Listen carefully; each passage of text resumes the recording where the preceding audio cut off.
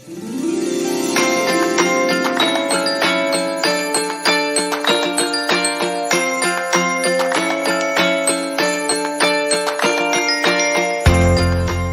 to Real Talk Christian Podcast, where normally we would drink coffee and have real conversations about faith, culture, and society. But on today's special Christmas episode, I actually was working on a project with my wife, Janelle, and was working on a project for my kids and decided to share it with all of you. This is a audio drama of the Charles Dickens classic, A Christmas Carol. And so we wanted to just go ahead and bring that to you guys, and hopefully you guys will enjoy.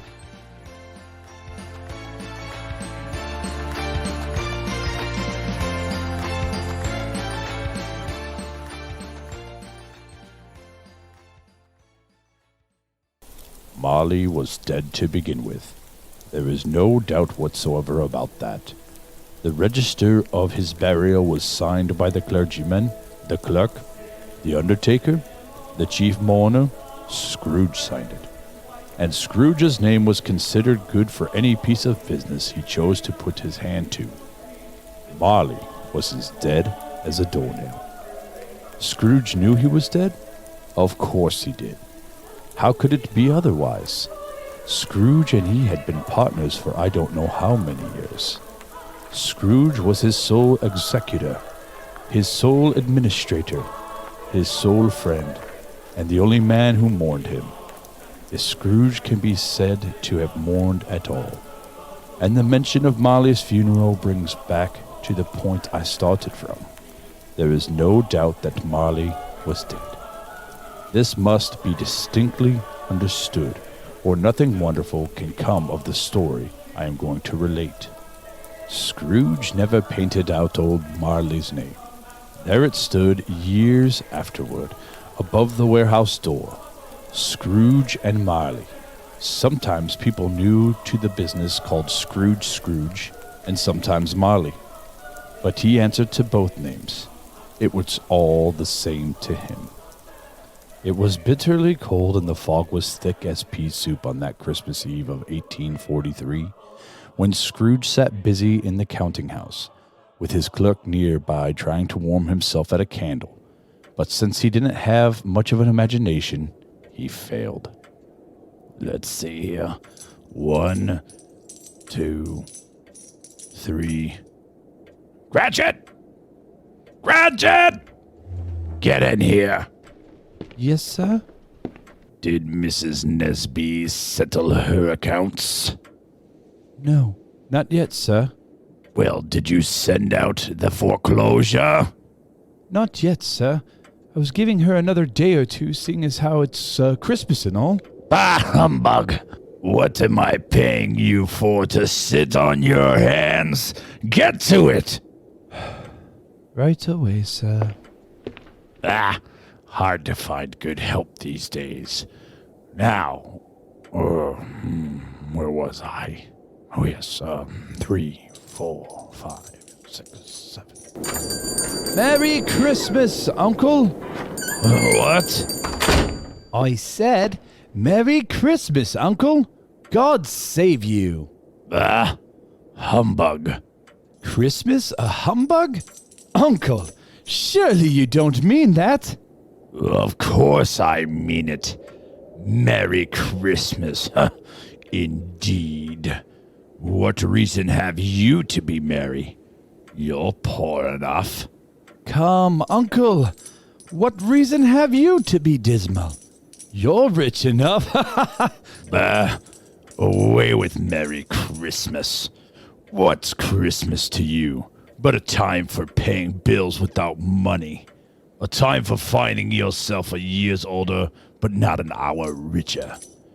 If I could work my will, every idiot who goes about with Merry Christmas on his lips should be boiled in his own pudding, buried with a stake of holly through his heart. Well, he should. Uncle! Nephew! Keep Christmas in your own way, and let me keep it in mine. Keep it? But you don't keep it. Let me leave it alone, then. A lot of good it has done you. Well, there are many things from which I have benefited, even if they don't show a profit, I dare say. Christmas among the rest. But if anything belonging to Christmas can be considered apart from the sacred source of its name and its origin, I am sure I have always thought of Christmas as a good time, a kind, forgiving, charitable, pleasant time. The only time of year I know of when men and women seem by one consent to open their shut-up hearts freely, and think of others as if they really were fellow passengers to the grave. And therefore, Uncle, though it has never put a scrap of silver or gold in my pocket, I believe that it has done me good, and will do me good. And I say, God bless it! Bravo! Hear, hear! Another sound out of you, and you'll keep your Christmas by losing your position. Come, Uncle, don't be angry. Come and dine with us tomorrow. I'll see myself in hell first. But why, Uncle? Why? Why? Let me ask you a question. Why did you get married recently? Because I fell in love, of course. Love? You fell in love? Ha! Good afternoon, nephew. But you never came to see me before I got married. Why give it as a reason for not coming now? Good afternoon. I want nothing from you. I ask nothing of you. Why can't we be friends? Good afternoon. I am sorry to find you so resolute. We've never had a quarrel, you and I. But I came all this way to give you greetings of the season, and I'll keep my Christmas humor to the last, so Merry Christmas, Uncle! Good afternoon! And Happy New Year! Good afternoon! And a Merry Christmas to you, Bob Cratchit! Thank you, sir. Merry Christmas to you! There's another fellow, my clerk, with 15 shilling a week and a wife and a family talking about Merry Christmas. I'll retire to Bedlam. Who is it now? Scrooge and Marley's, I believe. Have I the pleasure of addressing Mr. Scrooge or Mr. Marley? Marley's dead. In fact, he died 7 years ago this very night.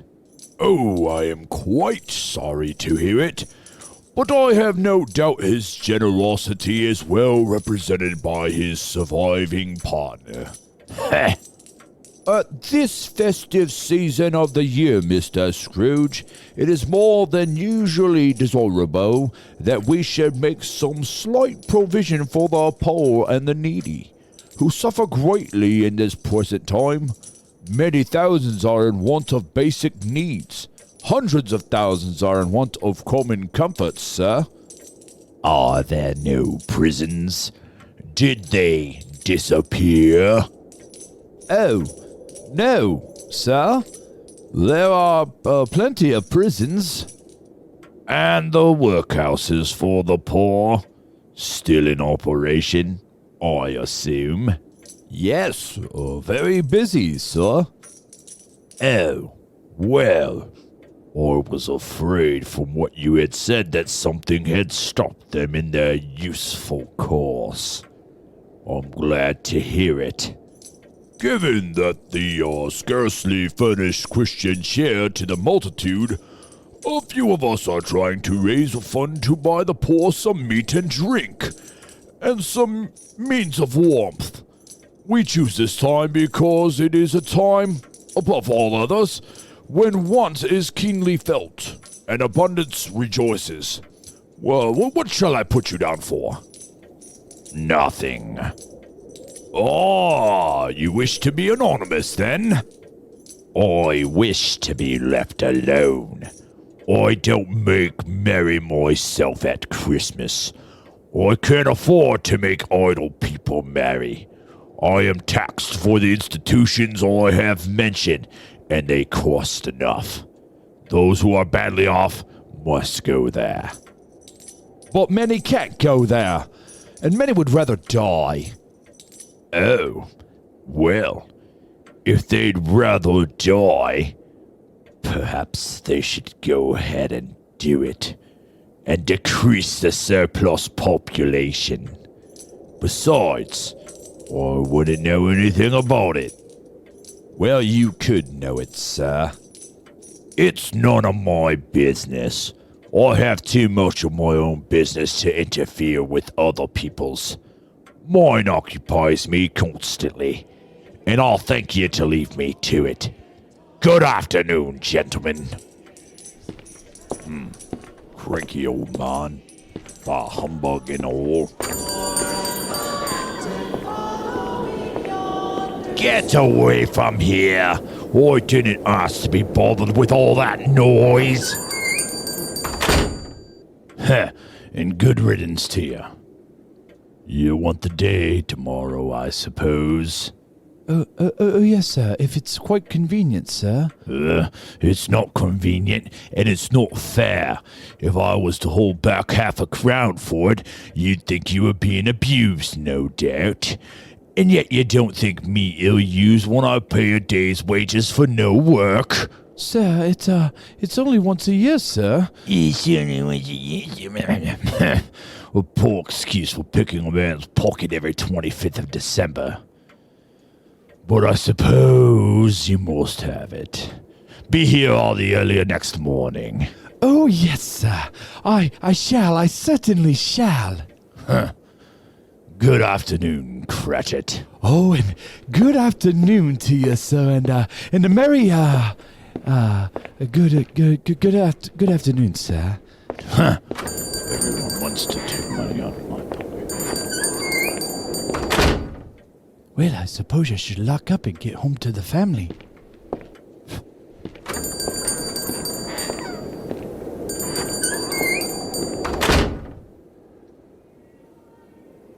Oh, Scrooge.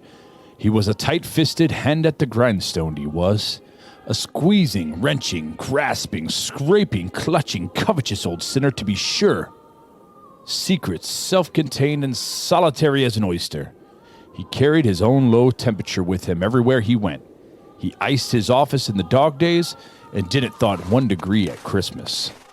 Scrooge always took his melancholy dinner in the same melancholy tavern, and this night was no different. He read all the papers and beguiled the rest of the evening with his banker's book before he took himself home to bed. He lived in chambers which had once belonged to his deceased partner. They were a gloomy suite of rooms.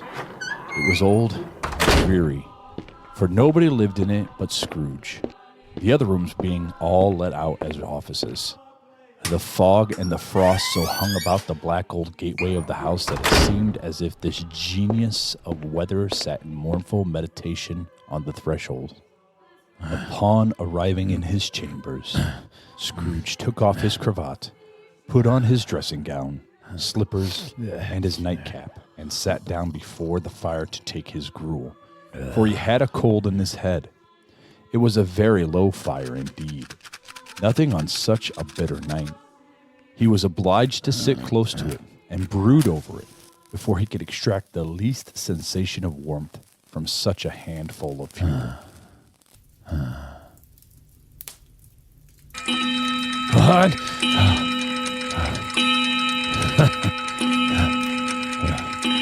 Got distracted and scared myself. It was just a stupid clock.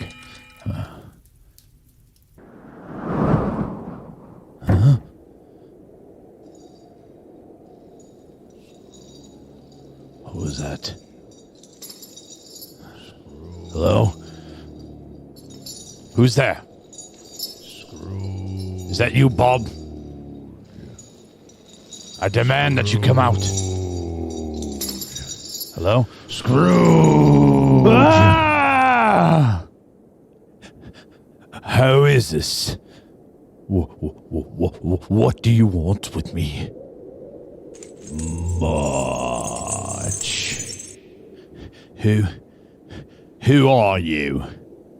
Ask me who I was. All right. Who are you then? In life, I was your partner, Jacob Marley. I don't believe it. What evidence would you have of my reality beyond that of your senses? I don't know. Why do you doubt your senses? Because a little thing affects them. A slight disorder of the stomach makes them cheats. You might be undigested bit of beef, a blot of mustard, a fragment of underdone potato. There's more of a gravy than a grave about you, whatever you are. Ha ha ha ha ha. Mercy, dreadful apparition. Why do you trouble me? Man of worldly mind, do you believe in me or not? I do. I must. But why have you come to me? It is required of every man that his spirit should walk abroad among his fellow men, and travel far and wide. And if that spirit does not go forth in life, it is condemned to do so after death, and witness what it cannot share, but might have shared, and turned to happiness. Oh, woe is me! You are fettered. Tell me why. I wear the chain I forged in life. I made it link by link, yard by yard, and wore it of my own free will. Is the pattern strange to you? Or would you know the weight and length of the strong coil you bear yourself? It was as long and heavy as this 7 Christmas Eves ago. You have labored on since in its ponderous chain. Jacob, old friend, speak comfort to me. I have none to give. I have little time. I cannot rest. I cannot linger anywhere. My spirit never walked beyond the narrow limits of our money-changing hole. Oh, not to know that any Christian spirit working kindly in its little sphere will find its mortal life too short for its vast means of usefulness. Not to know that no space of regret can make amends for one's life's opportunities misused. Yet, such was I, oh, such was I. But you always were a good man of business, Jacob. Business? Humankind was my business. The common welfare was my business. Charity, mercy, forbearance, and benevolence were all my business. The dealings of my trade were but a drop of water in the comprehensive ocean of my business. Oh, why did I walk through crowds of fellow beings with my eyes turned down, and never raise them to that blessed star which led the wise men to poor abode? Were there no poor homes to which its light would have conducted me? Hear me! My time is nearly done. I will, Jacob. But don't be hard on me. I'm here to warn you that you have yet a chance of escaping my fate. A chance I, Jacob Marley, your business partner, have procured for you, Ebenezer. Oh, thank you, Jacob, thank you. You were always a good friend. A good friend indeed. You will be visited by 3 spirits. Okay, Jacob. Is that the chance you mentioned? It is. Oh, well, then I think I'd rather not. Without their visits, you cannot hope to shun the path I tread. Expect the first tomorrow, when the bell tolls 1. Can't they all come at once and have it over with, Jacob? Expect the second on the next night at the same hour. The third upon the next night when the last stroke of 12 has ceased to vibrate. Look to see me no more. And for your sake, take care that you remember what has passed between us. Oh, okay, Jacob. I understand. Oh, why did I not live a better life to help the poor and the needy? Bah humbug.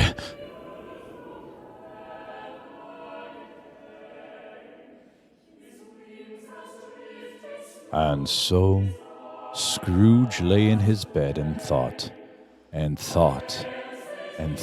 it over, and could make nothing of it. The more he thought, the more perplexed he was, and the more endeavored not to think, the more he thought. Marley's spirit bothered him exceedingly. Every time he resolved within himself that it was all a dream, his mind flew back again, like a strong spring released to its first position, and presented the same problem to be worked all through. Was it a dream then? A quarter past. A half past. A quarter to it. The hour itself, and nothing else. Scrooge, pleased with himself, gets back into bed. Soon, a figure emerges and takes position at the head of Scrooge's bed. Ah! Scrooge's head swiveled left as of its own accord. He sees something. A striking female figure with a bright flowery hair, in a white robe, bedecked tastefully with summer flowers, and a silver sash. Her expression is bright, full of life and hope. She holds a branch of green holly, and a bright light accompanies her. Her voice is firm, yet light. Are you the spirit whose coming I was told about? I am. Who and what are you? I am the spirit of Christmas past. Long past? No, your past. Perhaps you could turn down that light that accompanies you. What? Would you so soon put out the light I give? Yours are the dark passions that would extinguish the light of truth. Oh, I'm sorry. I didn't mean to offend. What brings you here? Your welfare, of course. I can't think of anything more conducive to my welfare than a night of uninterrupted sleep. Your reformation, then. Take heed, rise, and walk with me. The spirit of Christmas past takes hold of Scrooge's arm. He rises and he walks with her, and they set off on the journey.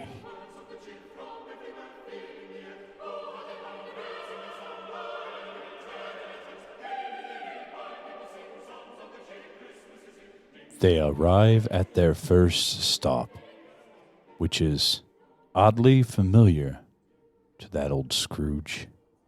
Good heaven. I was bred in this place. I was a boy here. Your lip is trembling. And what is that on your cheek? What's what? Oh, nothing. It must be a pimple. Lead me where you would, spirit. Do you remember the way, Ebenezer? Remember it? Why, I could walk it blindfolded. Strange that you've forgotten it for so many years. Why, there's David Madison and Robert Estes. Hello? These are merely shadows of the things that have been. They are not aware of us. The spirit takes Scrooge by the arm and leads him towards the schoolhouse. All around Scrooge, children are playing in preparation for Christmas break. Upon arriving at the schoolhouse, Scrooge peers through the window. He notices a small boy sitting at a desk reading a book. He looks very sad, and Scrooge takes notice of him. The school is not quite deserted. A solitary child, neglected by his friends, is left there still. Poor boy. My mother died giving birth to my sister. My father grew morose and seemed to begrudge us both ever after. I wish. But it's too late now. What is it? It's nothing. There was a boy singing a Christmas carol at my door last night. Should have liked to have given him something. That's all. Scrooge quickly turned away from the spirit, as to not show the tears in his eyes, and peered through the window of the schoolhouse. Suddenly, the door flew open, and Scrooge was met with a wonderful surprise. Ebenezer! Fan! My dearest Fan! What are you doing here? Oh, dear brother, I have come to bring you home. Home for good and all. Father is so much kinder than he used to be. He was in such a pleasant mood just the other night that I was not afraid to ask him once more if you might come home, and he said yes. Your sister was a frail creature, and often ill, but she had a large heart. So she had. You're right about that, spirit. I'll not contradict it. God forbid. Your sister died a young woman, but she did have a child, as I recall. Yes, a son, my nephew. His name is Fred Hallowell. Your nephew. Ebenezer, the only family you have left. Yes, that is true. Shortly after this visit with Fan, you went to work for a wonderful man, Mr. Fezziwig, who keeps a warehouse. Come along, Ebenezer. It is time to see another Christmas at the Fezziwigs. And just like that, Scrooge was transported to a festive, bright warehouse with a sign on the front of the door that says, Fezziwigs. Do you know this place? Know it? This is where I apprenticed. Look, it's old Fezziwig. Bless his heart, it's Fezziwig alive again. And there's Dick Wilkins. We were the best of friends. No more work tonight, my boys. It's Christmas Eve. Life is too short for all work and no play. I say it's time for a party. Dick, Ebenezer, move that table for dancing, and we'll have a party. It's such a small matter to make these silly folks feel so full of gratitude. Small thing. Is it not? After all, what did he do, this Fezziwig? Spent a few pounds on a party? Does he deserve such praise as this? It isn't that, Spirit. Why, Mr. Fezziwig has the power to make us happy or unhappy. He can make our work light or burdensome, just in the way he looks at us, and the way he addresses us. Or thousands such little things add up, you know, until the happiness he gives is as great as if it costs a fortune. And what is the matter? Nothing particular. Something, I think. No, it's just that I would like to be able to say a word or two to my clerk, Bob Cratchit, right now. That's all. Come, Ebenezer. My time grows short. Look. This was not addressed to Scrooge, or to anyone whom he could see, but it produced an immediate effect. For again Scrooge saw himself. He was a little older now, a man in the prime of his life. His face had not the harsh and rigid lines of later years, but it had began to grow the wear signs of care and greed. There was an eager, greedy, restless motion in the eye, which showed the passion that had taken root, and where the shadow of the growing tree would fall. I know it matters very little to you. Another idol has displaced me. And if it can make you as happy as I would have tried to, I have no reason to cry. What idol has displaced you? A golden one. Ebenezer, our promise to one another is an old one. We made it when we were young and poor, and happy to remain so until we could improve our fortune together by patience and hard work. But you've changed. You're not the same man. Tell me, Ebenezer, if all this had not happened, would you seek me out, try to win me now, a poor dowerless girl with nothing to bring to a marriage? Just as I thought. You may feel sad now, Ebenezer, but I've no doubt that you will dismiss the thought of me very soon, as if you were glad to have awakened from a bad dream. May you be happy in the life you have chosen. Spirit, show me no more. Conduct me home. Why do you enjoy torturing me? I do not wish to see any more. Spirit, remove me from this place. I have told you, these are but shadows of things that have been, that they are what they are. Do not blame me Please, I beg you, take me away from here. I can bear it no more. After this mighty struggle, if that can be called a struggle, Scrooge was conscious of being exhausted and overcome by an irresistible drowsiness, and further, of being in his own bedroom once again. He barely had time to reel to bed before he sank into a heavy sleep.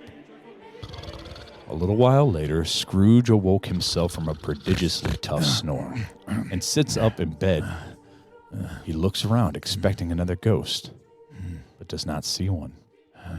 Just as he goes to lie down again, he hears a noise.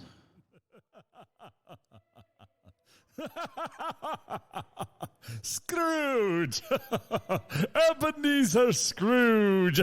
As Scrooge alights from bed, Hello? he sees a figure Who's that? seated on a throne upon a platform lit with is that 1,000 you, Spirit? candles, bedecked with mistletoe and heaped with a feast fit for a king.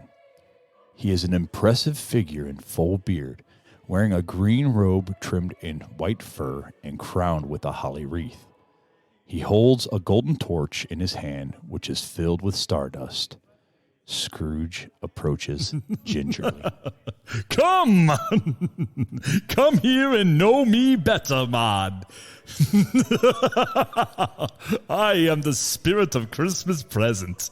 You have never seen the likes of me before, eh? No, never. You've never walked forth with any of my elder brothers, born in these later years? No, I don't think I have. Have you many brothers, Spirit? More than 1,800. Tremendous family to provide for. Take hold of my robe, Ebenezer Scrooge. Where, pray tell, are we going? You will see. Scrooge reaches out nervously and touches the robe, and with that, they're off. They have a heavenly view over the city below. There is a great happy bustling of chattering, greeting, and a bit of good-natured market haggling. Scrooge and the spirit of Christmas present appear. As they make their way among the crowd, the spirit of Christmas present sprinkles stardust on those who pass by. Spirit, is there a particular flavor in what you sprinkle from your torch? There is indeed my own. Would it apply to any kind of dinner on this day? To any kindly given, to a poor one most. But why to a poor one most? Because it needs it most. As Scrooge and the spirit continued their way through town, they came to a house in which Scrooge was unfamiliar with. Come here, man, and see what's inside. As Scrooge peered through the clouded window, he beheld a woman and her few young children playing near the entrance, and the older one sitting on the bench near the fire. What has ever got your precious father, then? And your brother, Tiny Tim? I think Father will be home very soon. No sooner had little Belinda finished her sentence when Bob entered the house bearing Tiny Tim and his crutches on his shoulder. He was greeted enthusiastically by his family and kissed by his wife. Merry Christmas, everyone! Hello, loves. Come warm yourselves by the fire. Come on, Tim. Come hear the pudding singing in the copper. And how did little Tim behave himself in church? As good as gold and better. Somehow he gets thoughtful sitting by himself so much and thinks the strangest things you've ever heard. He told me coming home that he hoped that people saw him in church because he was a cripple, and it might be pleasant for them to remember on Christmas Day who made lame beggars walk and blind men see. But he's growing stronger every day, I just know it. Martha, help me with the goose. There's such a goose, Father, such as we've never had before. Mrs. Cratchit re-enters in high procession with a small goose on a platter, followed in parade by 2 small children. As she places it on the table, all are seated. Wow, such a goose. Just smell the sage and onion. Mother outdid herself this year. We got it for a good price, Father. It wasn't expensive at all. A Merry Christmas to us all, my dears. God bless us. God bless us. God bless us, everyone. Spirit, tell me, if Tiny Tim will live. I see a vacant seat at this table, and a crutch without an owner, carefully preserved. If these shadows remain unaltered by the future, the child will die. No, kind spirit. Say he will be spared. If these shadows remain unaltered by the future, none other of my race will find him here. What then? Your words were, if he be like to die, he had better do it, and decrease the surplus population. Yes, in the future, perhaps you will hold your tongue until you have discovered what the surplus population is, and where it is. Will you decide what men shall live, and what men shall die?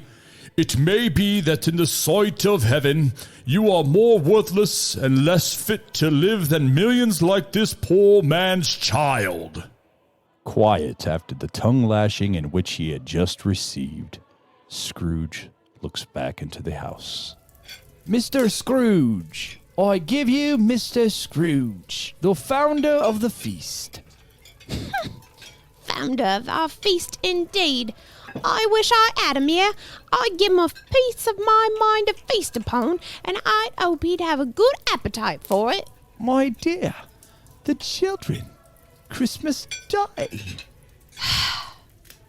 I'll drink his health, for your sake, and the day's, not for his. Long life to him. A very Merry Christmas and Happy New Year. It'll be a very merry and very happy, I have no doubt. To Mr. Scrooge, To Mr. Scrooge. I think it's time for a song. Tiny Tim, what shall we sing? Hark the herald angels sing.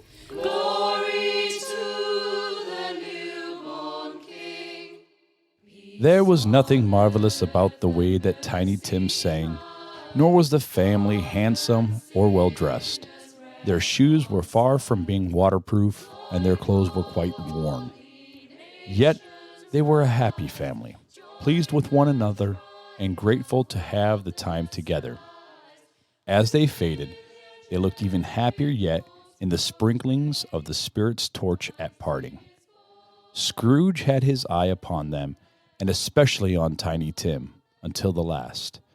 They were gone. Scrooge had hardly noticed until that moment how dark it was getting, and how heavy the snow began to fall. Spirit, where are we going now? You shall see, Ebenezer. You shall see. Scrooge and the Spirit went over many people from their heavenly view. So many joyful families and friends making merry on this Christmas Day. Scrooge was still lost in his thoughts about the poor lad, Tiny Tim, wondering how old Bob must be feeling. Suddenly, Scrooge was startled by a hearty laugh. It was to his great surprise that this bountiful laugh was coming from his own nephew. Scrooge found himself in a bright, dry, gleaming room with the Spirit standing smiling by his side, and looking at the same nephew with an approving affability. Well, bless my soul, I've never seen a game like this one before. It was a game called Yes and No, where Scrooge's nephew had to think of something, and the rest must find out what it is. He would only answer to their questions yes or no, as was the case. Is it an animal? Or rather disagreeable animal? Does it live here in London? Yes, it does. Is it a horse? No. Perhaps a cow? No. A dog? No. A donkey? Yes and no. I know. It's your Uncle Scrooge. Yes! Jolly good. Yes, it Jolly is. good indeed. A Merry Christmas and a Happy New Year to the old man, whatever he is. He wouldn't take it from me, but may he have it nonetheless. To Uncle Scrooge. Scrooge had imperceptibly become so gay and light of heart that he would have pledged the unconscious company in return, and thanked them in an inaudible speech if the ghost had given him time.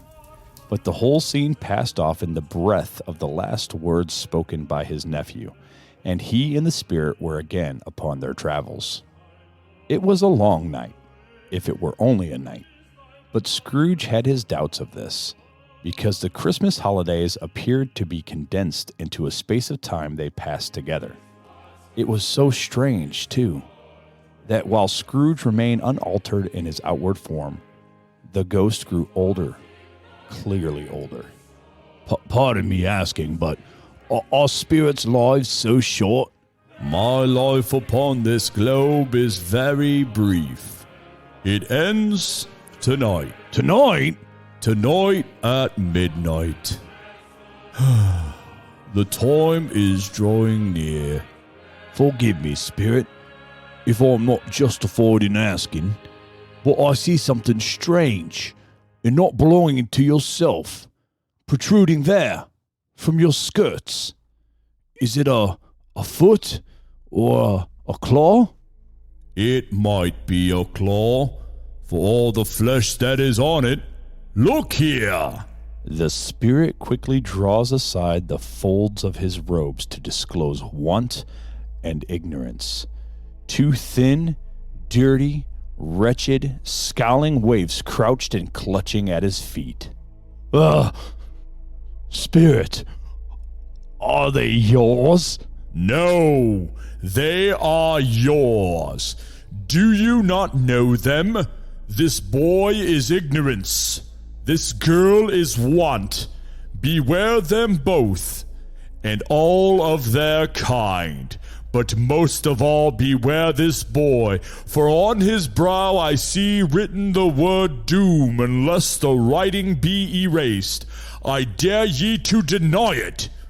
I dare ye to slander those who claim otherwise, and see where it leads. Have they no refuge or resources? Are there no prisons? Are there no workhouses?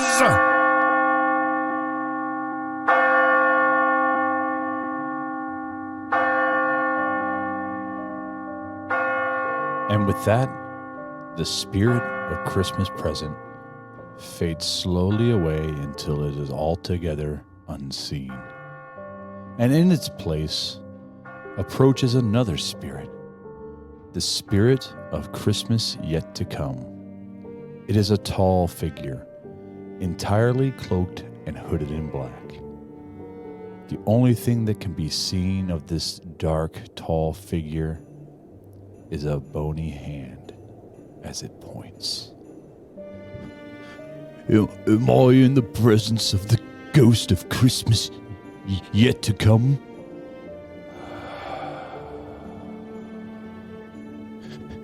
You are about to show me shadows of things that have not yet happened, but will happen in the time before us. Is that so, spirit? Oh, ghost of the future, I fear you more than any spectre I've seen. Will you not speak to me?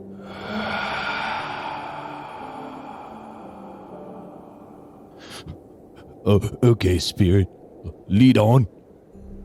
The night is waning fast, and it is precious time to me. I know. Lead on, spirit.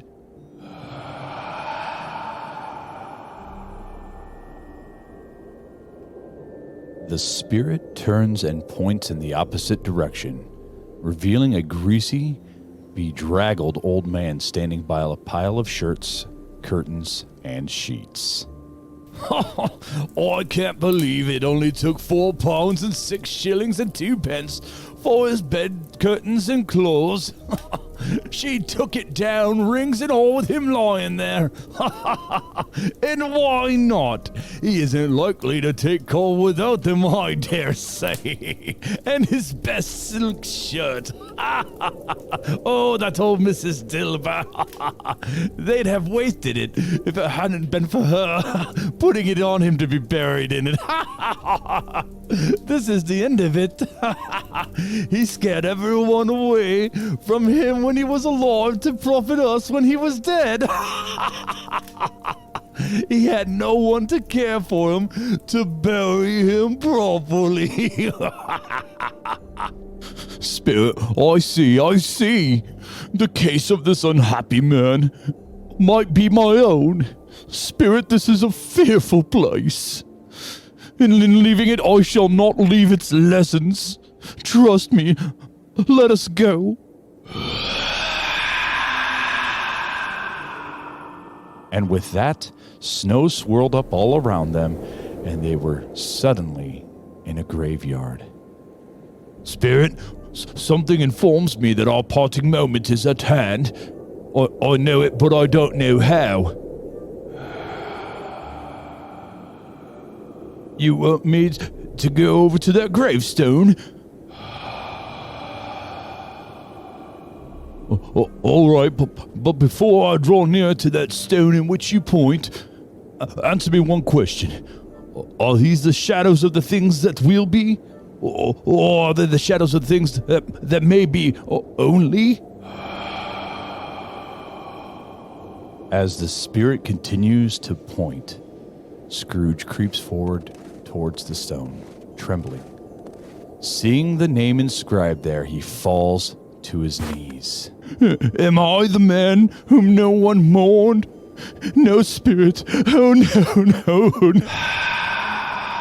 As Scrooge sits there sobbing uncontrollably, the spirit points to Scrooge, then back to the stone.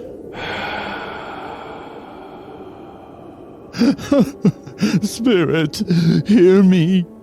I am not the man I was.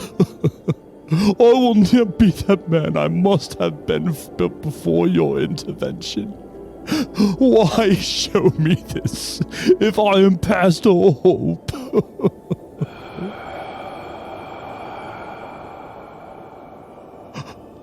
I will honor Christmas in my heart and try to keep it all the year. I will remember the lessons of the past. I will live in the past, the present, and the future. I will not shut out the lessons that they teach. Oh, tell me that I may sponge away the writing on that stone.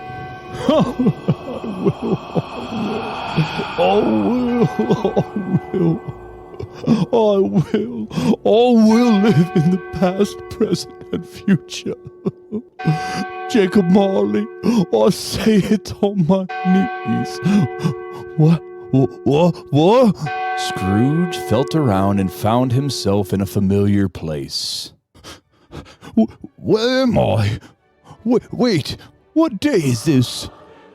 Why, it's morning. But what day? How long have I been with the spirits? I don't know. Oh, pinch myself, I am alive. The courthouse is here. The bank and the Jessops and all here. I'm here. Woohoo! I don't believe I know what to do. I feel light as a feather. A Merry Christmas to everyone. I don't know what day of the month it is. I don't know how long I've been among the spirits. Scrooge runs to his window, looking out as fast as he can, and suddenly a boy appears down below. He's the same boy who attempted to sing to Scrooge at the counting house. My dear boy, what's today? What are you going on about? What day is it? he said that. What's today, my fine fellow? Today? Why, it's Christmas Day. It's Christmas Day. Oh, I haven't missed it. The spirits have done it all in one night. Hello, my fine fellow. Hello? Do you know the butcher shop in the next street over on the corner? I should hope I did. Such an intelligent boy. A remarkable boy. Do you know whether they've sold the prize turkey that was hanging up there?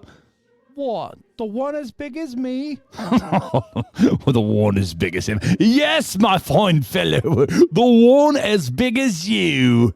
Why, I believe it's still hanging there now. It is? Oh, why, good. You must go there and buy it. Yes, go and buy it now.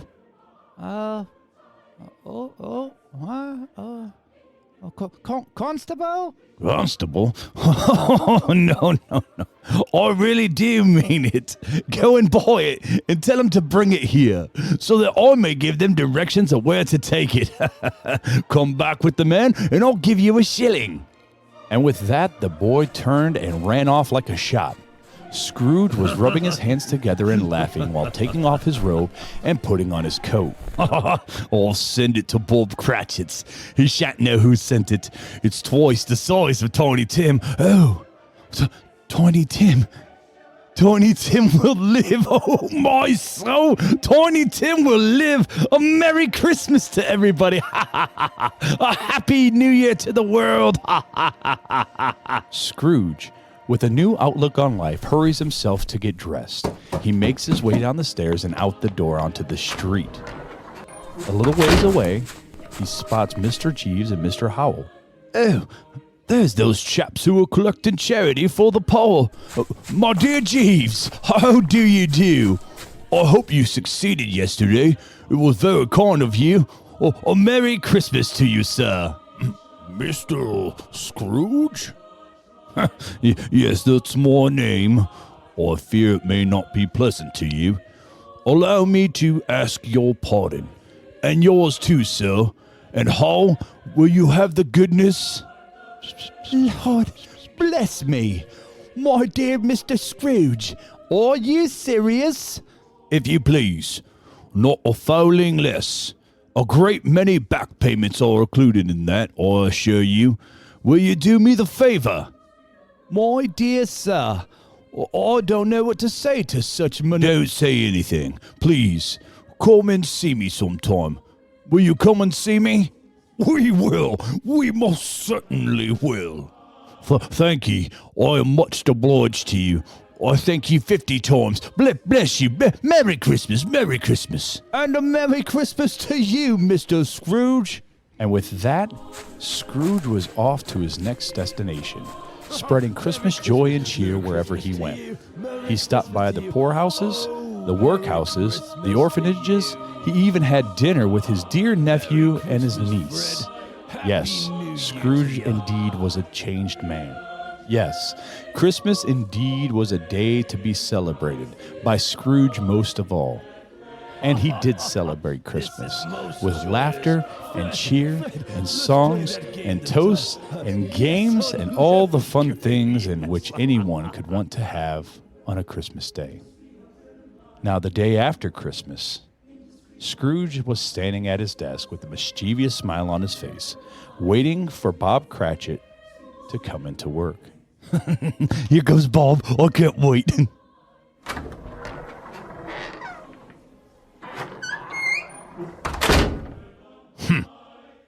Hello. What do you mean by coming in here at this time of day? I'm very sorry, sir. I am behind my time. You are. Yes, I think you are. Step this way, if you please. Please, sir, it's only once a year. It shall not be repeated. I was making rather merry yesterday. Now, I'll tell you what, my friend. I'm not going to stand for this sort of thing any longer. And therefore, I'm going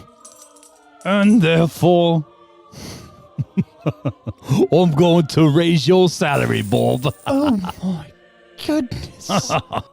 A merrier Christmas than I have given you in many a year. I'll raise your salary and endeavor to assist you and your struggling family. Now you needn't say anything. Come with me. We will discuss the particulars over a bowl of smoking bishop before you so as much dot another eye, Bob Cratchit. And with that, a new chapter begins with Ebenezer Scrooge and Bob Cratchit. Scrooge was better than his word. He did it all, and infinitely more. And to Tiny Tim, who did not die, he was a second father. And he became as good a friend, as good a master, and as good a man as the good old city knew. And ever after, it was always said of Ebenezer Scrooge that he knew how to keep Christmas, and keep it well. If any man alive possessed the knowledge, may that be truly said of us, and all of us. And so, as Tiny Tim observed, God bless us, everyone.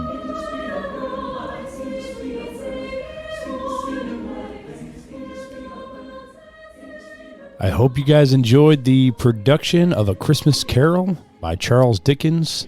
All voices were done by myself, Chris Fuller, and my wife, Janelle Fuller. And all the music and sound effects you heard are royalty-free music and sound effects that I found on YouTube. This was a great little fun project for me to give to my kids as a Christmas gift. So we hope here at Real Talk Christian Podcast that you guys enjoyed it as well. Till next time, Merry Christmas and take it easy.